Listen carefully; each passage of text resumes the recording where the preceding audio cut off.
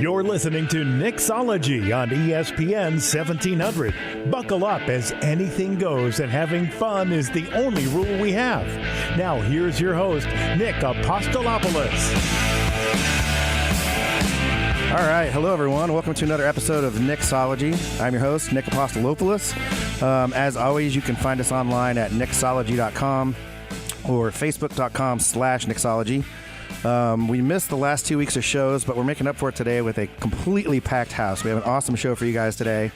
We've got our babe of the week, Kimberly Cruz from Nicky Rotten's. How's it going, babe? Awesome. She brought the biggest burger I've ever seen on the planet. I don't know how we're going to eat that thing. We've got Shane Hardin from Hodad's here. How's it going, buddy? Hi, how are ya? We got Rich from Ciro's who brought some awesome pizza. How's it going? It's good, man. It's good. I tried to scarf down the pizza and got into a little coughing fit there, dude. Oh, you gotta be careful sometimes. Yeah, that's all right. I have plenty of things to drink in front of me, which is going to take care of it all as I cough. And we have Josh Hembry, right? From I want to keep wanting to say Rising Sun Sushi. I mean sake, but it's Setting Sun. It's Setting Sun. Sake comes from the land of the rising sun, and here in San Diego is where the sun sets. Oh, I like that. That works. Setting Sun sake. Sweet, sweet, sweet.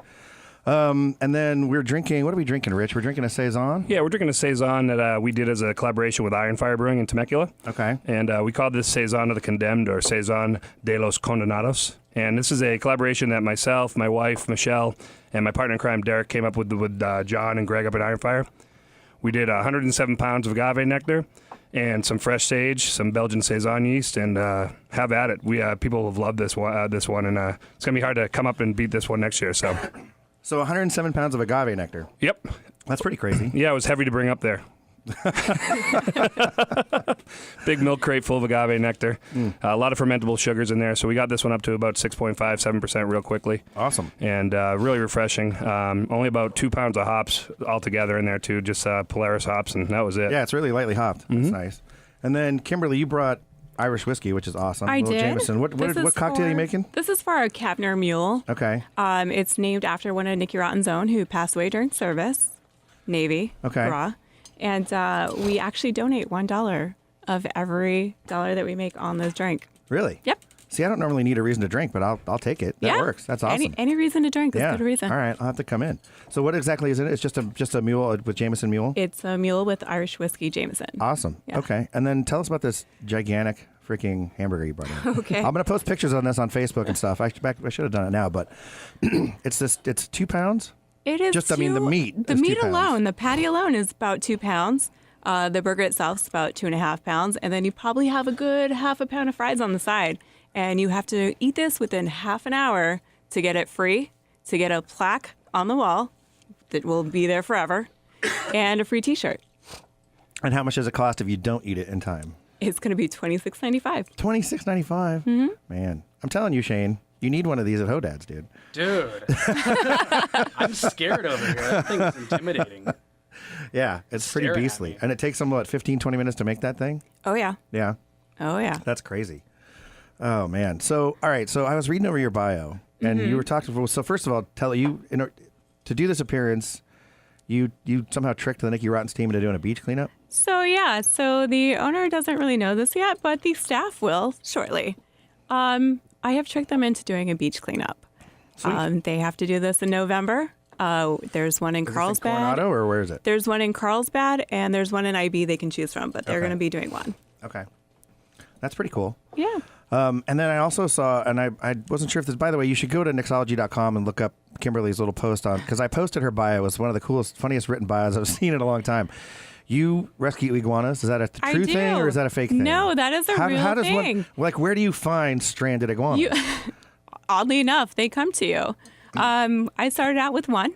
Okay. And then it's Where do you live? I actually live in downtown San Diego. And you have found a random iguanas walking around downtown San Diego. No, actually, we kind of put our name out there, and we fell in love with iguanas from our first one that we've ever owned. And we were like, you know what? There's a lot of people on Craigslist trying to give these guys away who need help, who need a forever home. And we decided we were going to do this. So you foster them? I do. And then nurse them back to health or we whatever? Do. And then we do. And then we get find them people who want iguanas? Vet care, and then we kind of make them good, happy little iguanas, and then we adopt them out to forever homes. Now, it seems to me like like that can't be an easy pet to take care of, right? It is not. It's a lot of care, and it's pretty much a 24-hour situation. Do they live in cages? Do they just roam your house? How does it work? Actually, mine kind of just roam my house. Okay. They own my house. And then do you have to like run around cleaning up after it? We Try to be do. delicate about this. Like, how the hell does that work? They just go wherever they want to go? We kind of do. They can't- are potty trainable. Everybody thinks they're not. They really are. It Well, like takes potty in like a lot litter of box? work. Like where? How do you potty train them? We start with puppy pads. Like any little puppy, you start with puppy pads. Okay.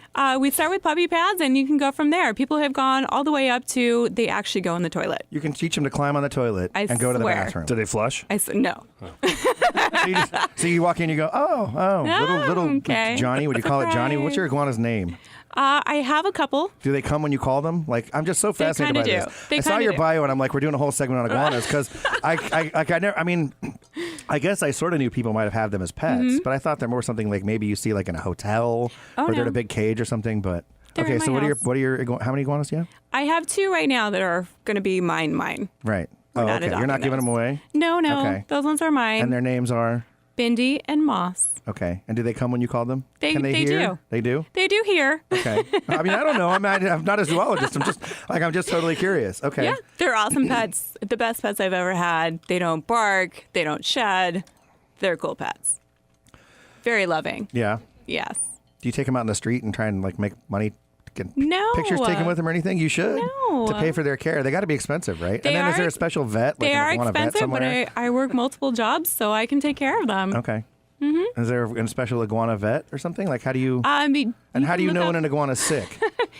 I'm just fascinated by this. I'm sorry. It's the craziest thing. Okay. I'm like, I wouldn't know what to do with one. There's little tells. I don't want to get too deep into it. I mean, we're eating. Okay. All right. But it has I'll to leave do the with iguana thing some alone. Just kind of. things that come out. Yeah. Yeah. Okay. All right. And how long have you been raising these iguanas? I mean, in general? A couple of years Iguanas? now, we've been doing this. Yes. And I love it. It's fascinating. I can't believe it. Yeah.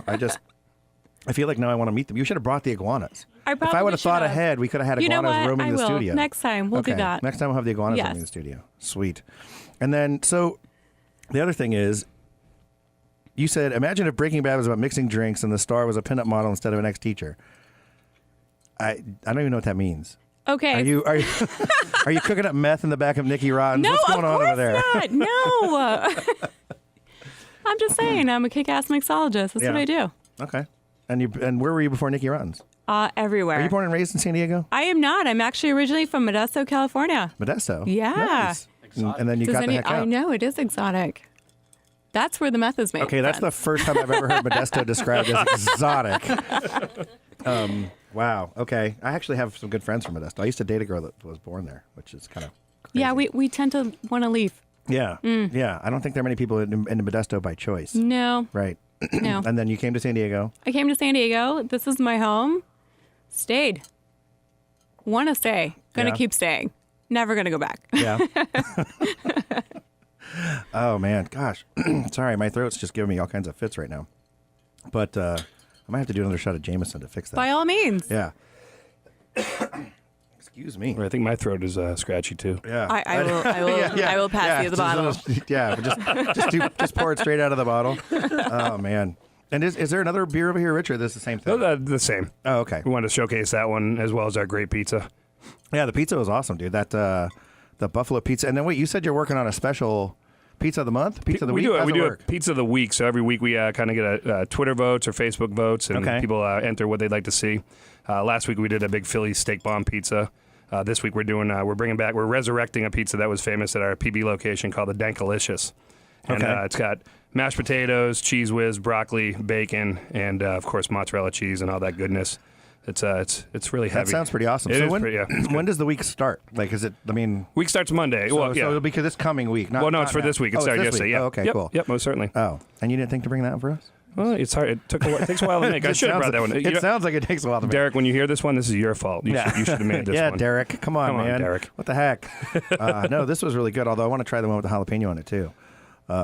So tell me more about this beer. So you worked with you like, was it your idea when you say you collabed? With Yeah, them, right? There's no pizza in the beer. So. No, in a lot of ways, when we opened up Ciro's Pizzeria and Beer House, we really want to really grasp the San Diego beer culture. And what we pride ourselves on is a rotating tap list. So currently downtown we have over 19 taps, plus 45 different bottles from around the world, and we're changing it weekly. So we never really keep anything on tap at the same time. Over the years, I've got to know a lot of the great brewers here in the city. And they would let me come in and kind of just play around with their equipment, which is, so I homebrew, kind of hobbyist of it, but it's nice to be able to go up and use the big boys stuff. Right. And I've done a couple collaborations with Hess Brewing and with Belching Beaver, and those were mainly kind of like, hey, what do you guys want to see in a beer? And we kind of went up there and helped them out. John and Greg at Ironfire really let us be hands-on with this one, and the one before that we did called Pele Cane, which is a session IPA we did last year. So when we went up there this year to do our meeting, our annual meeting, my wife, Michelle, and I went up there, and we really kind of, first off, wanted to start with the style. So I love Saisons. It's really one of my favorite style of beer.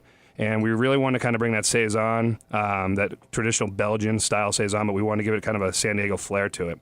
So we're thinking of ingredients that we could use and that kind of that Southwest flavor to it. And somehow Michelle just popped up agave. And I'm like, that would work perfectly in this. And John's, like, well, man, that'd be great. And then we were thinking about things that we could actually go collect on the mountain and on hiking trails and whatnot. We thought sage. So we were thinking sagebrush, but then John went out and collected all the sagebrush. And then before we were about to use it, he did a quick Google search, and one thing popped up that it could lead to liver failure. So we're like, well, we better not use sagebrush. So we went to the store and actually got fresh sage, not a sagebrush. So we use that. So it's a good thing that we end up doing that way. But we want to really kind of bring that kind of Southwest meets traditional Belgian style. So we kept everything really traditional except for those ingredients, and that's what we came up with. So we've had a really good turnout with it. People have loved it. We've been in over, I think, 20 different bars have picked it up. Which is great. Typically, when we do these collaborations, sometimes we keep it to our RMD family. Right. RMD, if you don't know, we have about 7 venues around in the city. So the nightclubs, restaurants, from Flux to Sidebar, F6, Don Cheeto, Rustic Root, Pop's Liquor Cabinet, smallest bar in San Diego. And, of course, Ciro's, which I call the best 8-foot bar in America. So I get 8 feet of copper, and that's about it. I spent a little time hanging out at that 8 feet of copper. We love it. So it's nice. So it's the way we've been able to build our beer program and build these relationships with these great breweries.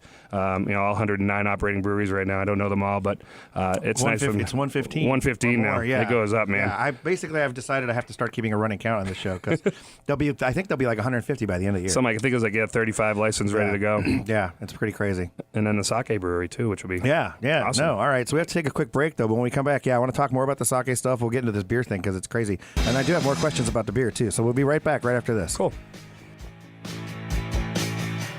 Hey, Mr. Credit here. If you ever catch me at happy hour, you'll probably catch me drinking a vodka martini. I don't always drink vodka, but when I do, I drink 619 vodka because it's local vodka from right here in San Diego. I know the owner, and you can meet him too. Go to 619vodka.com and think 619 vodka when you're out there having a good time. That's 619vodka.com. And of course, remember to always drink responsibly.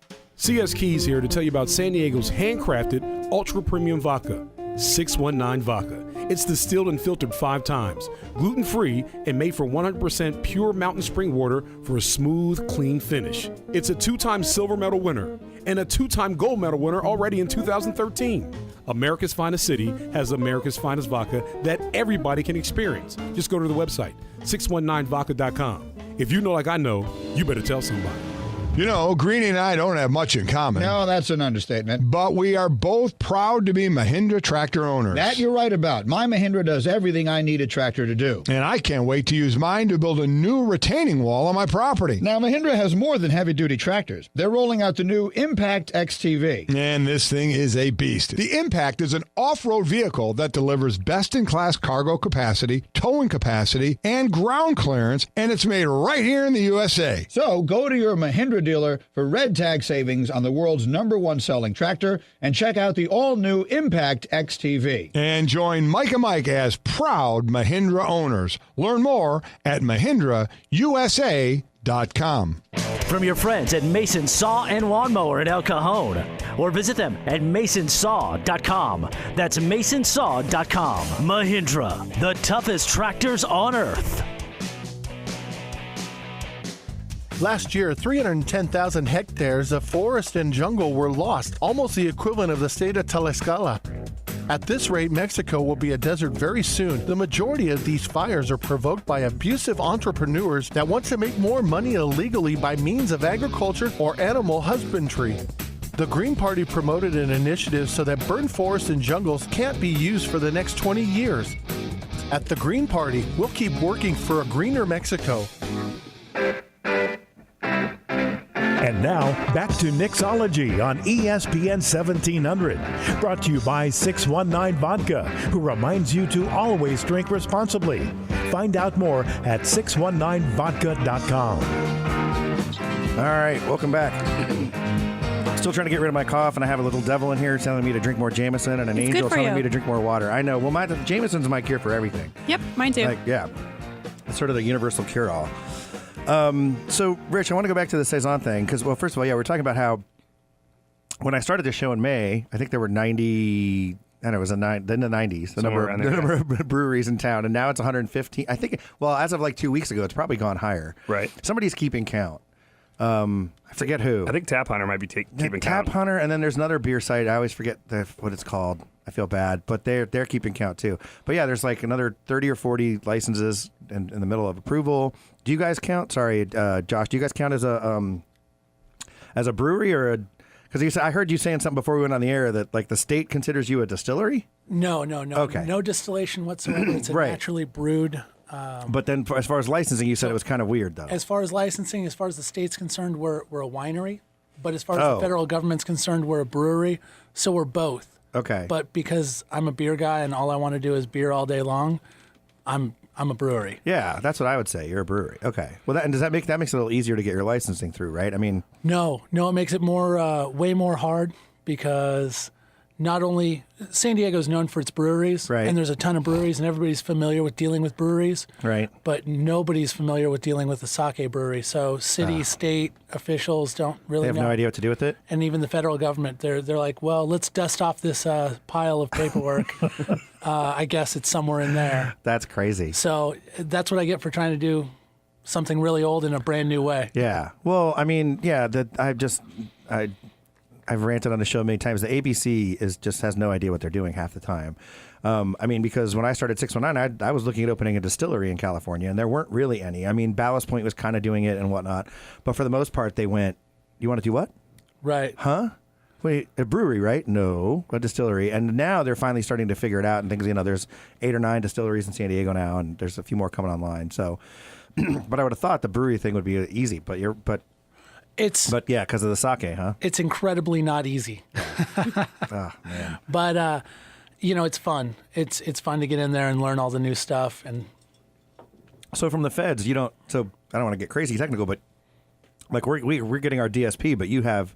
It's not a distiller's permit, right? It's a different. So I didn't know you had to be federally licensed to get a brewery permit. I didn't know that. Well, to be able to produce product and to be able to sell it across state lines, across state lines, you have to have the TTB involved. Right. If there's money to be taxed, they'll get involved. Oh, of course, yeah. And so you guys are hoping to open in by the end of the year, right? Yeah, we're hoping to be open by the end of the year. We are about halfway through our licensing process with the state and federal government, and so we're getting all our equipment in. And then when you guys get there, the breweries obviously can have a lot of leeway, right? Mm-hmm. So they can have tasting rooms, they can sell beer, they can sell growlers to go, all that kind of stuff. There's laws coming on the distillery side, thank goodness, that are going to allow us to do the same sort of thing. That's awesome. But how about to sake? Like, is there enough confusion where they don't know? Are you guys going to be able to, like, am I going to be able to come in and buy sake? Or You're going to be able to come in, drink sake, buy bottles to go, get growler fills. I intend on doing all kinds of really cool stuff with dry hopped sake, barrel-aged sake that'll be available only in the tasting room. Okay. A lot of one-offs, just whatever my creative mind can come up with in the moment, I'm going to go with that. And then, I just thought about this too, because I guess, like you said, even from my standpoint, it's a kind of a sake is kind of an unknown, right? Are you guys going to be bottling, or like, would you be available, next year at my favorite sushi restaurant, or how do you sell to other locations? If I have my way, I'll be available at your favorite sushi restaurant. But do you have to bottle it to do that, or can you do tapped sushi? I'm ignorant completely on that. So no worries. So I'm taking on sake with a brewer's mind. So it's going to be bottled. Okay. It's going to be available on draft. Okay. I have every intention to serve it on cask. Okay. You know, some really unique one-offs cask at your favorite beer bar or restaurant. So any way I can get it to you, I will. Sweet. Even in the can. Right. Oh, really? Canned sake? Mm-hmm. That's pretty crazy. Yeah. I've never seen it. Has it been done like that? Yeah, there's one of my favorite styles, Funaguchi, is probably as close to what I'm going to be producing as it gets, and it's available in the can, and it's what's called a namazake. It's unpasteurized, so it's way more flavor forward and fresh. Okay. Sake is sensitive to light and temperature, but not as sensitive to oxygen. So if you open a bottle of wine, it's going to be bad in 3 days. If you open a beer and it goes flat, it's not drinkable. Right. But with sake, it has stability for like up to a month in the fridge. So you could open it, drink it, put it in the fridge, come back to it later, and you won't have to feel like if you don't drink it all tonight, it's going to go bad. Okay. You know, and so I was mentioning too before we went on the air, we had Evan Bennett from Psycho Sushi on a few weeks ago, and you know, like I said, he's kind of a sake savant. Could tell you how he brought 5 or 6, and you know, this rice was milled to that, and this was done with this, and this was done with that. But speaking from like you said, with the brewery standpoint, is breweries, you know, if let's say I just got crazy tomorrow and decided to open a brewery, obviously there's a lot of collaboration, a lot of stuff going on, but there's you have your IPA, you have your stout, you have your 6 or 8 kind of standard things, and amber that everybody makes. In the sake world, there's thousands, right? I mean, so how are you approaching, like, are you going to do certain things that you just always do, these 3 types, and then everything else is going to be random? How's that work? So with sake, there's as many different styles as there are in beer.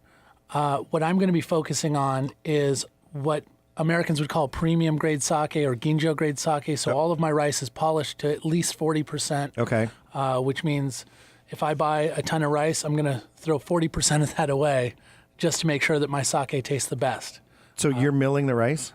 As it stands now, no, I'm purchasing rice out of the Central California Valley up by Sacramento. Oh, okay, cool. Having it polished there and shipped down to me. We're running a Kickstarter. Check out the website. Yeah, and we'll put it up on our website at the end of the show, too. But if the Kickstarter is successful, my hope is to purchase a rice polisher, and then I could just stretch out and do any varietal of rice to any possible milling. Like you were saying, if you wanted to open a brewery, there's all kinds of supply chains to get Breeze or Muntins or Wireman's malt. Whatever you want, right? Whatever you want. If you want to open up a sake brewery and you need a specific style of rice milled and polished to a specific percent, there's no homebrew shops for that. See, that's the other thing too, I guess. So I would have just assumed that it's all like white rice, right? There's over 2,000 varietals of rice, and of that, only 5 of them are identified as sake rice varietals. And I'm even going one step further where I'm using Calrose rice, a rice that was invented to be grown here in California. Okay. We grow it here and we ship it all over the world as like really expensive rice, and it's on the bottom shelf of our Albertsons as just rice. So really? we're sitting on gold and we don't even know it, and I'm taking that to make it an even more specific California sake. Okay. And what makes the rice, like, what makes something a good sake rice? Starch content. Okay. So just having a lot of sugar available. So you can get the best conversion out of it? Yeah, that makes sense. With the least amount of husk on it. The outside kernel of a rice is full of proteins and lipids and adds off flavors or bad flavors to sake, so you have to polish that away. Which is why they polish it down. And so the finer the polish, the more pure the sugar, the better the taste. Okay. And then when you say unpasteurized, you're not talking unfiltered, right? You're not talking Nigori. I'm going to be doing both unfiltered, which is Nigori, but my goal is to do 100% unpasteurized. Okay. Because if you take anything and boil it, you're going to drive off all the flavors. Sure. And which makes me wonder why people go to sushi restaurants and ask for hot sake. If you went into, let's say, Tornado and said, "Hey, can you put my sculpin in the microwave for a little bit?" Well, yeah, we had that discussion with Evan, and I think it's because it's really bad sake, so it's so you might as well drink it warm. Well, and it's cheap, so you might as well just get it in. I mean, it's basically boxed sake at that point. Yeah, correct. So what I'm doing is really high-end sake, meant to be drank cold, meant to be drank fresh, and I'm treating it in a beer style where I'm going to be hopping it and stouting it and smoking it. Now, is that I guess I kind of wish Evan was here because we had a discussion. I do too. over Nagori, and because he was like, I don't know why anyone drinks that. It's sweet. It's unfiltered. Why would you drink that crappy? It's not finished sake. Right. Right. So, which I sort of get. I still like Nagori every once in a while. I love Nagori. But yeah, and me too. But I guess so. My question though is when you're going to do all these other things, those are not traditional things that are done with sakes, right? So you're taking Right. it to a whole nother level. Right. Okay. So I'm taking what everybody's been doing for a long time and kind of throwing that away and starting over, doing something fresh. But in the true Southern California style of what we do is going to be a little different. Right. Right. And so you said you got a tequila barrel coming? Yeah. Dan from Manzanita is giving me one of his tequila barrels that he got just extra. And that'll be the first in my barrel aging process. I intend on doing sake just like beer, but different. So I'll be barrel aging it, souring it, bourbon barrel aged sake. Now, have you tried any of these things so far? I've done it all on a really, really small scale. Okay. Because of the the space needed to produce sake, I'm only producing like a gallon every other month out of my house. Right. But I've been doing it for 2 years, just working to get my recipe just right and doing everything I can to experiment with it and find out what I like. Right. Okay. Yeah, no, because I asked because, like you were saying about how you've kind of taken advantage of your relationships to go, hey, I want to try this, and go find somebody because I used to homebrew too. But finding somebody who's got the gear to do it the right way, and Green Flash is offered, and Kilowatt said too, because Kilowatt has a little, they have like an electric brew kettle thing. Little pilot. It's like push a button. I'm like, So I have some ideas on what I told him. I said I'm coming over. But one of the things I've asked every brewery that's come in here is, like I said, you have your standard beers, right? But then obviously everyone's doing all these different things, and they're trying stuff, and they're going, hey, let's throw agave in or sagebrush, and then ooh, wait a minute, that's liver cancer or something. So we got to. So are you guys going to do stuff that you might just throw away, right? Because by the way, unless it's going to give me liver cancer, I told them that I will take any of the if it didn't work out right, they just need to bring it to me.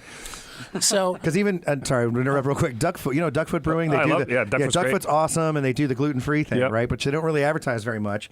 So because if somebody else, like if Kilowatt or whoever is doing a beer and it doesn't taste right, and they go, okay, well, this is not good enough to serve, and they throw it away, I get that.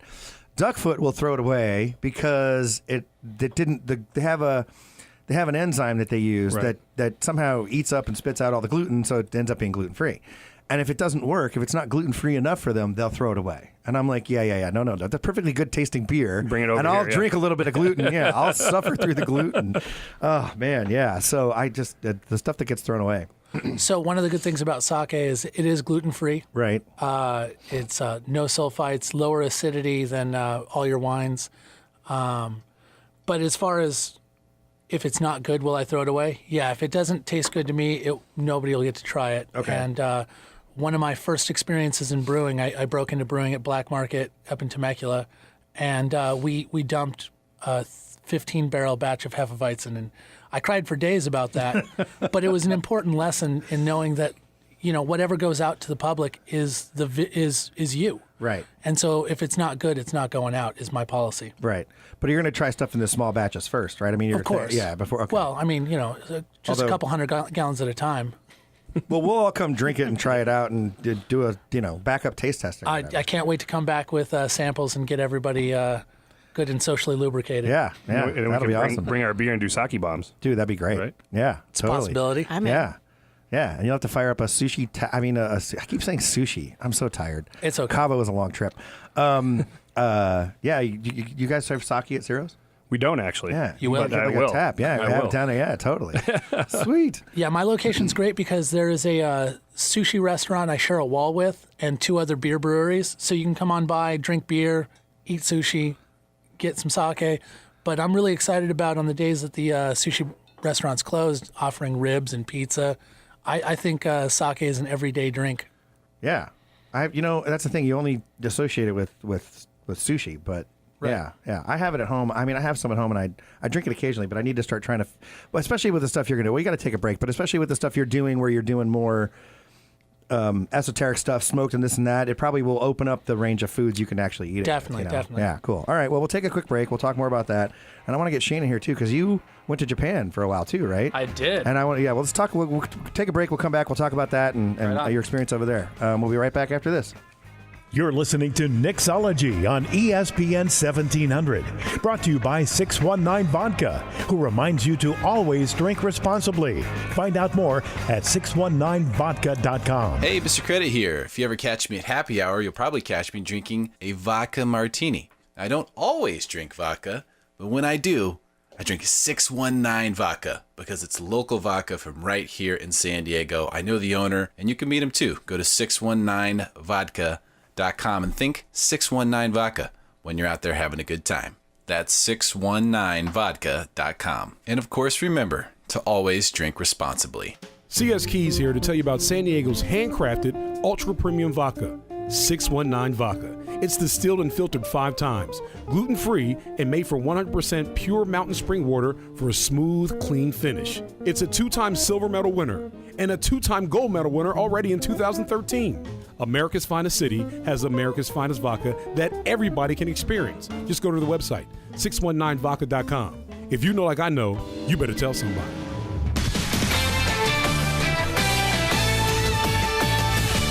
This is John Feinstein with the CBS Sports Minute. It took almost 24 hours, but the Washington Nationals finally got something right on Monday when they suspended Jonathan Papelbon, their hot-headed, not to mention non-productive closer, for the rest of the season. Papelbon somehow saw fit to start a fight Sunday with Bryce Harper, the National League MVP, because Harper didn't run 100% to first base on an 8th-inning pop fly. Amazingly, Nationals manager Matt Williams sent Papelbon out to pitch and implode in the 9th inning, then claimed later he didn't really know what had happened. Of course, Nats general manager Mike Rizzo, the man who foolishly traded for Papelbon, didn't have the guts to speak to the media on Sunday. On Monday, he announced the suspension through a club press release. The Nats owe Papelbon $11 million next season. They ought to cut their losses and cut him immediately. I'm John Feinstein. CBS Sports Radio. They say life is about choices. So let me introduce you to one of the best choices you can make in life, Grainger Choice. The Grainger Choice product line has just about everything we need to keep this place running. From batteries to V-belts, safety to sump pumps. And with Grainger Choice, we can trust that every product is dependable and cost-effective. When it comes to making life choices, here's a great one. Grainger Choice. Get it? Got it? Good. Call, click Grainger.com/choice or stop by. Grainger. For the ones who get it done. Temperatures are falling. So is the price of Owens Corning R30 unfaced insulation at the Home Depot, where 25-foot rolls are at a new lower price of just $15.58. So let's add an extra blanket to your attic, then curl up with a nice warm book this winter and a nice lower heating bill. They're both great reads. Let's do this. Take on fall with Owens Corning R30 insulation, now just $15.58 a roll at the Home Depot. More saving, more doing. While supplies last, U.S. only, valid through October 23rd.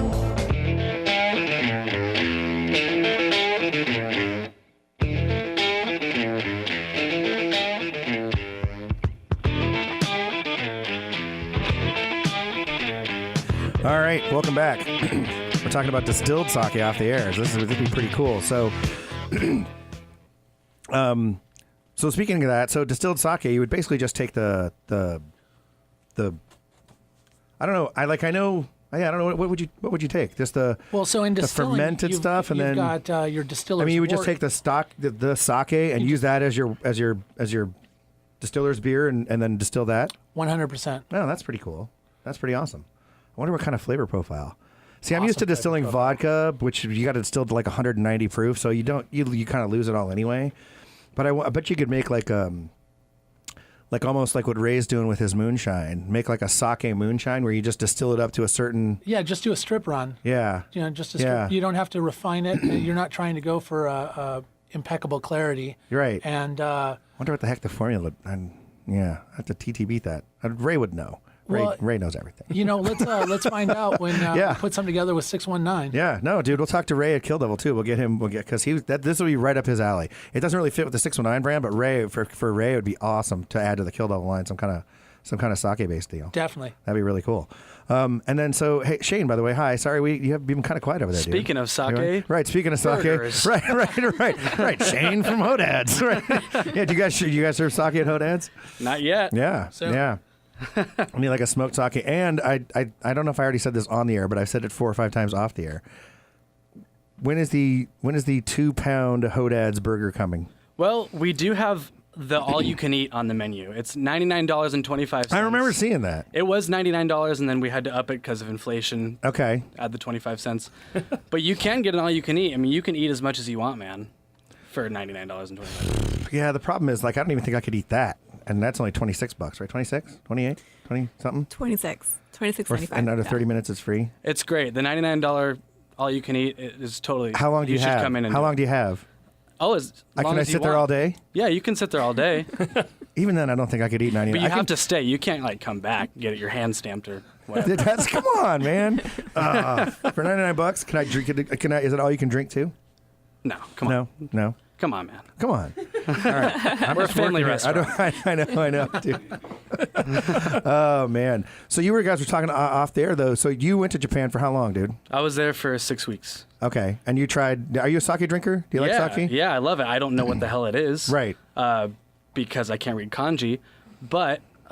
did you try a lot of different ones over there? Yeah, I did. And I did have a sake and burger at the same time, too. So I tried it, and it's good.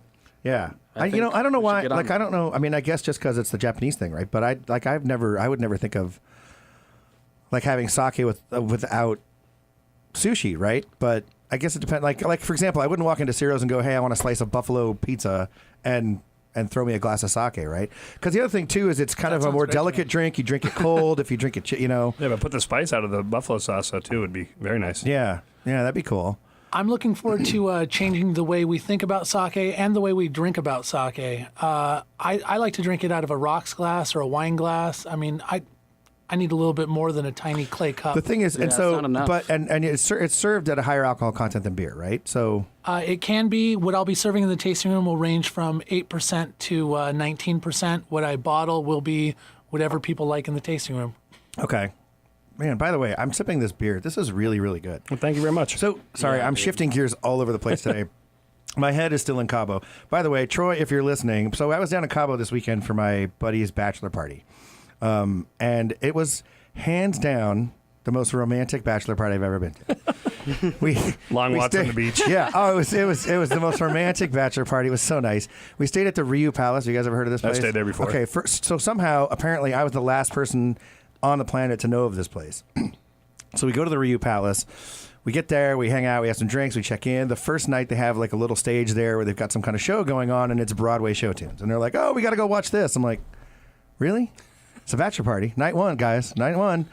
And then, romantic sunsets over the water. We had the blood moon Sunday nights. We had cocktails on the veranda and watched the blood moon. It was the most romantic bachelor party I've ever been to. So there you go, Walker. That's just for you.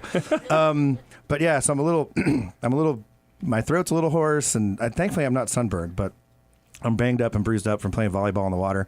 But I'm bouncing all around. So what makes something a saison? I meant to ask this in the first segment. I forgot. Basically, saisons were developed way back when, Germany, Belgium, and they would basically take whatever they was growing during that season to use to brew with. So they'd brew that beer, so they'd have it during the wintertime to drink, or vice versa, or whatnot. Okay. And then the best they pay their farm hands with beer, the different farmers. So the people that brewed the best saison-style beer got the best farm hands, best workers, so they usually had produced the best crops as well. Over the years, it kind of developed into, so saison basically means seasons, and that's where it came from. So basically with a saison, you're typically always going to use some sort of fruit or herb or something different outside the normal kind of what we know beer is now. Uh-oh. And I see Jameson shots. Sorry, Rich. I'm like, yeah. But it's all about Belgium and Bavaria, and use the Belgian yeast, which is traditional saison yeast, which kind of acts upon the fermentable sugars a little bit different, almost like a champagne yeast would do as well. So, and then of course saisons will always be a pale ale as well. So, lighter, easy to drink. It's a low alcohol content, right? Typically they're around 5%, 4 to 5%, but depending, you can get them up to 8, 9, 10% too. You can do anything nowadays, but add a little bit of fermentable sugars or. Because I've been here, pass the JMO. I've been bitching about this on the show for like the last 2 or 3 months because all the breweries, so there was a thing in the brewing world where they were like, we need to make the hoppiest beer on the planet. They were basically just boiling hops and putting it in a bottle. And I like hops, but that's way too much. And now there's this whole session thing where they're trying to make beers lower in alcohol. Well, because pale ale wasn't sexy anymore, so they just changed the name to Session IPA. Right, exactly. So that's a Session IPA. Yeah, I think session is just a marketing trend. We've been it's drinking totally a marketing trend. Alcohol beverages for a long time. Yeah. But they were like, because you want to go in, you want to drink, and maybe this is just me, and clearly, I host an alcohol show, so maybe I have a little problem. But I walk in and I look at the big chalkboard or wood board or whatever's on the wall, and I kind of like any kind of beer, so I'm scanning first and foremost for the ABV, and I go, 9, 8, 4, yeah, okay, you're off the list, whatever you are. The whole session thing I don't really get. I'm paying $9 a beer. I want to drink a beer, so. I think as a person that loves beer and all different things too, it's tough though because you start getting used to drinking these 9% beers and you have multiple of them. When you could pick up a lower percent beer and have the same flavor profile and actually sit there and have more of them. Do they make a session burger at Hodad's? Yeah. Oh, hell yeah. They're called sliders. Yeah. The mini double bacon cheeseburger. Right. Oh, the mini? Yeah. Yeah. I haven't had that. It's the same thing. It's about as big as an In-N-Out burger. Right. Yeah. It's too small. It's too small. I'm not hating on In-N-Out, but No. The problem with Hodad's, which I obviously love, is that like I came and had lunch with you the other day, and I ordered my burger, and then they're like, "Do you want fries?" Or I think we got frings at the thing, and I'm like, "Dude, the burger's so big. I don't know. Does anyone actually finish a burger and fries? Like that's a lot to eat right there. Dude, that's almost. You'd be surprised. People Really? come in and they'll eat a double bacon cheeseburger, frings, which is fries and onion rings, and a chocolate malt. Which is I'm a big guy and I can't do that. I can't. Probably 500 calories. I've seen that. Yeah, that's crazy. Yeah, and it's usually like the small little 18-year-old girl. Right. Yep. Right. I did a burger bar crawl through San Diego. Did 4 different burger spots, and Hodad's being one of them, of course. And where Hodad's got me was those malts. I'm like, I can't pass up a nice malt while I'm eating a burger. Yeah, dude, yeah, no kidding. It's just so full. Yeah, yeah. So let's talk about Hodad's, dude. So you took over obviously as when your dad passed earlier this year. Yeah. And before that, he took over from his folks, right? And so how long has Hodad's been around? Since '69. Okay. And then when did your dad take over? 84. 84. Okay. Yeah. And now everyone like Hodad's is kind of a San Diego institution, right? But I mean, there was a time where your dad was trying to sell that thing and couldn't get takers, right? Oh yeah, dude. Back in what, 91? I'm asking. Yeah. We're checking with Mom. My mom's in the studio here. I brought my mommy. And he tried to sell it for how much? I heard 10 grand. Is that right? 10 grand and nobody would buy it? Nobody bid. Isn't that the most insane thing you've ever heard? Where's the time machine? Yeah. I know. Like, no kidding. And I got it for free. Score. Aw, Yeah, too soon. Yeah, too soon. Yeah. No, that's my dad. Yeah. Yeah, no, that's crazy. But then, so did he just not want it? Like, he was the kind of guy that he would be successful doing anything. Right. You know? So I think with anything he was doing, he was like, he was pretty ambitious. Right. He's like, I could do whatever I want. So when he kind of got stuck with it, he just rolled with it and then turned it into what it is today. Like, but when he was trying to sell it, it was just, he wasn't like, it was a little hole in the wall, just like he wasn't interested though. Like, hey, I probably when his folks owned it, he got stuck doing all the crap work, and it was not a sexy thing, right? He was just like, No. I don't want to work in the back of a burger joint, right? Yeah, definitely not a real sexy thing back then, but it was like a good little local secret. So right. Yeah, and he just blew it up. Crushed it. It's crazy. Totally, dude. I'm still blown away. Yeah. No, now you guys are in Petco. I know. And yeah. Are you talking to the Gulls too? I think through Bobby and stuff? Separate issue. Because we're talking to them too. Yeah. Gulls. That would be kind of cool. Yeah, maybe not for this season, but we're still. Well, this season starts like in a 4 days or something. October 10th, October 10th, I think. Yeah. Oh, yeah. I gotta get tickets. They just kind of they just kind of came at us out of the blue. Are you going? I don't know. But they're talking to us about sponsorships and stuff, and I don't know what's going to happen because it's so close to the season. Yeah. Right. I mean, but it's not their minute. fault. They just got everything put together in the last month or two. But we're they're all scrambling stoked. to do Everyone's it. stoked. Like, Yeah. they're going to be cool. selling out crowds. They're going to be doing good. It'd be cool for you guys, and they're talking to me, but I want to loop in Ray and whatever and try and just do a whole local spirits thing there because that'd be really cool. Yeah. Because right now nobody's doing that. Petco's got all the local breweries and stuff, but no local spirits stuff. I wonder if you could do that in the sports arena. Yeah, no, you can. That's the thing. The sports arena, they're really amenable to it. The guys who own the arena itself, they have pouring deals, but they don't have any marketing deals inside the arena, so there's a lot of opportunity there for us. Okay, great. Cool. So, yeah, hopefully. All right, so we have to take another quick break here. When we come back, I want to talk a little bit more about Hodad's and how it got to where it is and what you plan on doing with it. Right and on. also your trip to Japan, dude. Yeah, And whatever else. All right, we'll be right back right after this. You're listening to Nicksology on ESPN 1700. Brought to you by 619 Vodka, who reminds you to always drink responsibly. Find out more at 619vodka.com. Hey, Mr. Credit here. If you ever catch me at happy hour, you'll probably catch me drinking a vodka martini. I don't always drink vodka, but when I do, I drink 619 vodka because it's local vodka from right here in San Diego. I know the owner, and you can meet him too. Go to 619vodka.com and think 619 Vodka when you're out there having a good time. That's 619vodka.com. And of course, remember to always drink responsibly. CS Keys here to tell you about San Diego's handcrafted ultra premium vodka, 619 Vodka. It's distilled and filtered 5 times, gluten-free, and made from 100% pure mountain spring water for a smooth, clean finish. It's a 2-time silver medal winner and a 2-time gold medal winner already in 2013. America's Finest City has America's Finest Vodka that everybody can experience. Just go to the website, 619vodka.com. If you know like I know, you better tell somebody.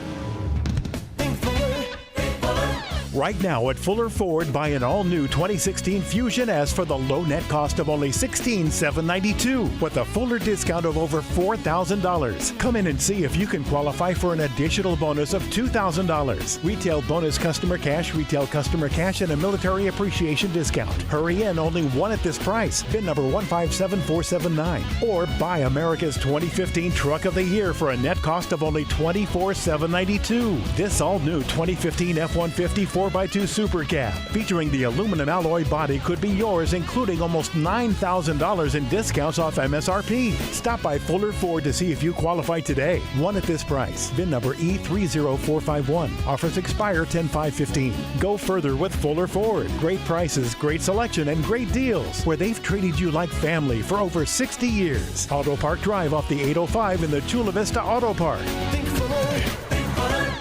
They're out there. Gunk, corrosion, and wear relentlessly preying on engines.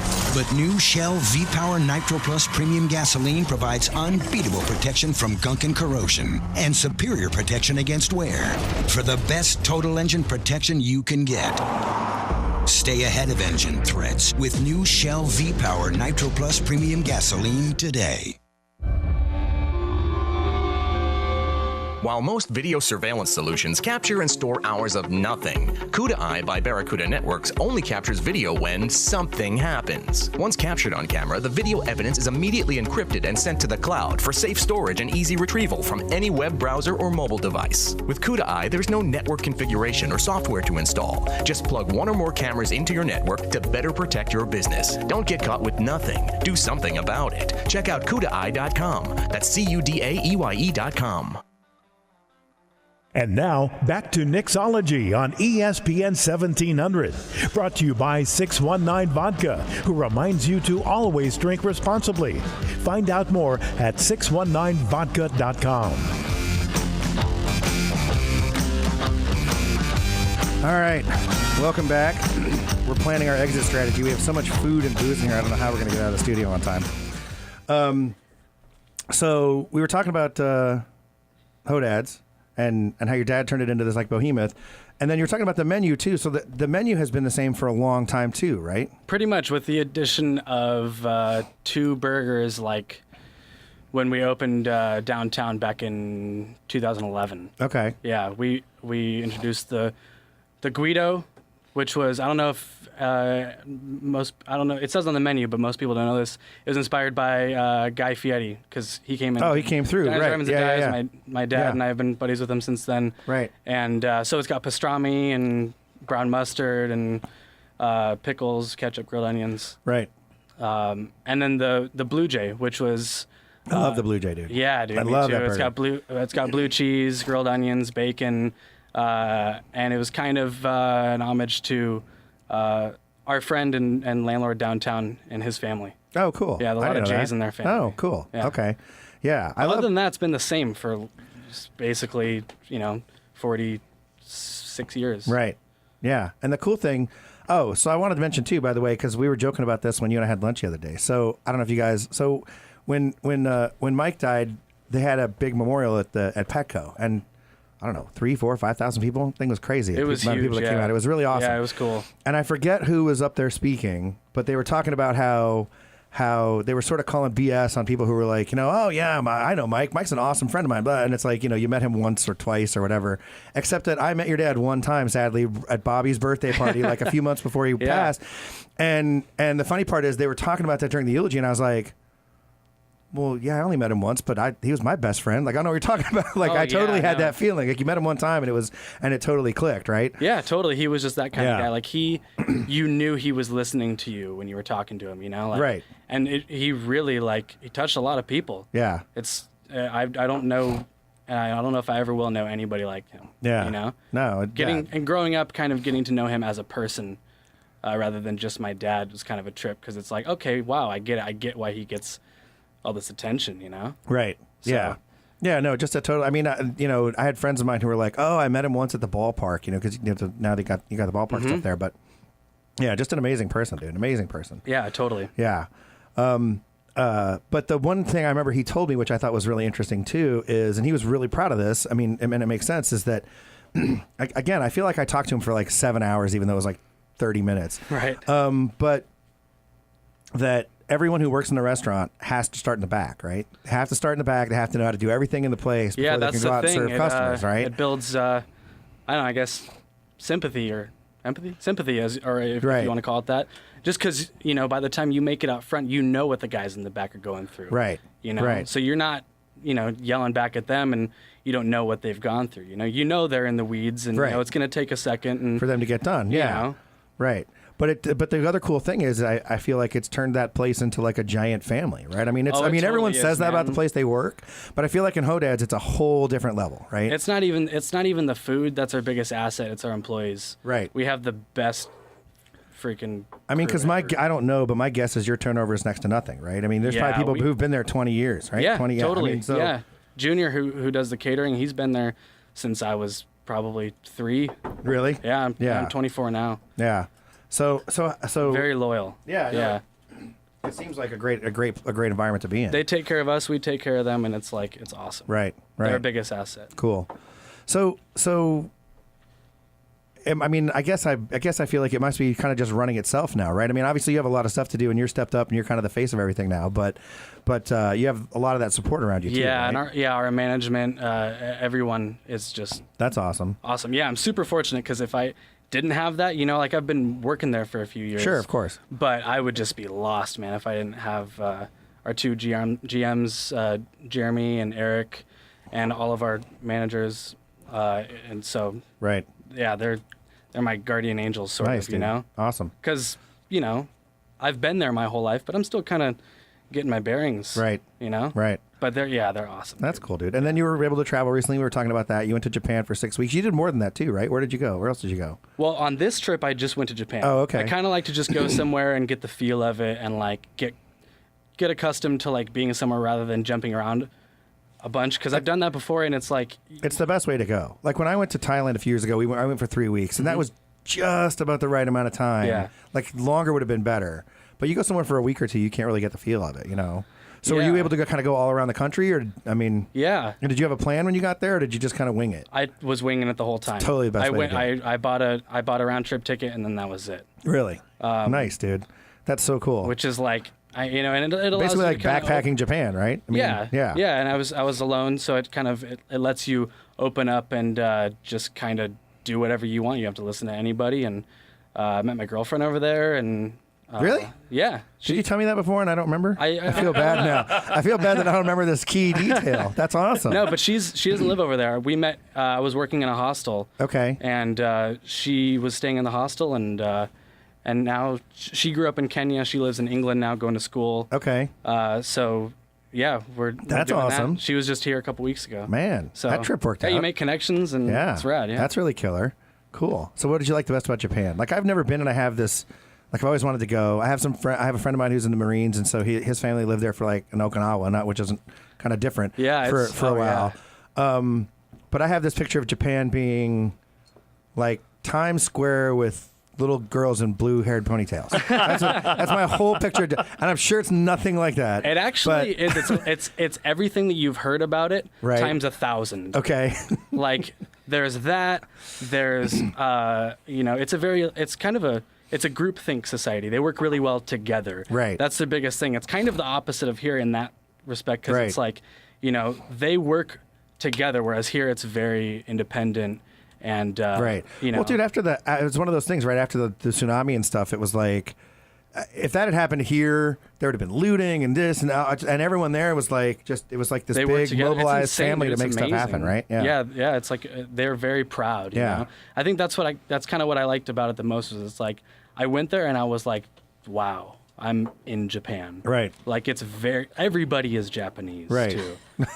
I mean, it sounds kind of redundant, but I mean, seriously, if you see anybody else, you're like, whoa. You're like, wow, foreigner. What are you doing here? And then I remember, oh yeah, I'm one of those people. Oh, that's awesome. So and other than that, the food. And everything you have is amazing. And I don't know if this is a cruelty to animals thing, but they have game shows where there are girls with their heads out of a hole and there are iguanas running at them. Oh, stop. There are. They do, though. I'm not making this up. I've seen the clips. They have everything. Japanese television is awesome. I got to be on Japanese TV. Actually. You did? They did a story on the hostel I was working at. I mean, we weren't doing anything crazy, but they put up all the captions, the ring, and all the graphics. And yeah, that's awesome. I highly recommend going to Japan. That's great. Yeah. Oh, man. Well, we're out of time. Man. That was fast. That was really quick. I know. It was totally fast. But I don't know.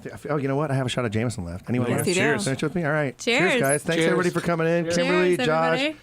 Cheers, RMD and Naughty Barrel. RMD, Naughty Barrel. All right, guys. I guess that's my cue. Was that it? I heard some music. Yeah. No, we're not done yet. Okay, good. We're done. Yeah. Go I ahead. just want to do Jump in quick. Hurry up. Plug. One last announcement about our Kickstarter going on right now. Together, we can work together as a community. Like the Japanese do, like Japanese. and create the taste. Yeah, no, and go to our website, Nicksology.com. We'll post all that stuff up. We'll post the link to the Kickstarter. Then you won't have and all to that great hand stuff polish after the everything show. by one.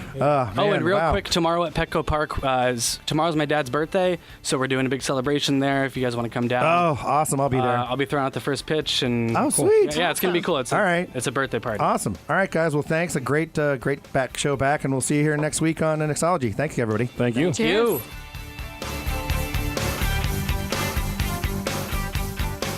Thank you for listening to Nicksology on ESPN 1700, hosted by Nick Apostolopoulos. Nick is the owner of 619 Vodka. Find out more about this locally owned vodka at 619vodka.com.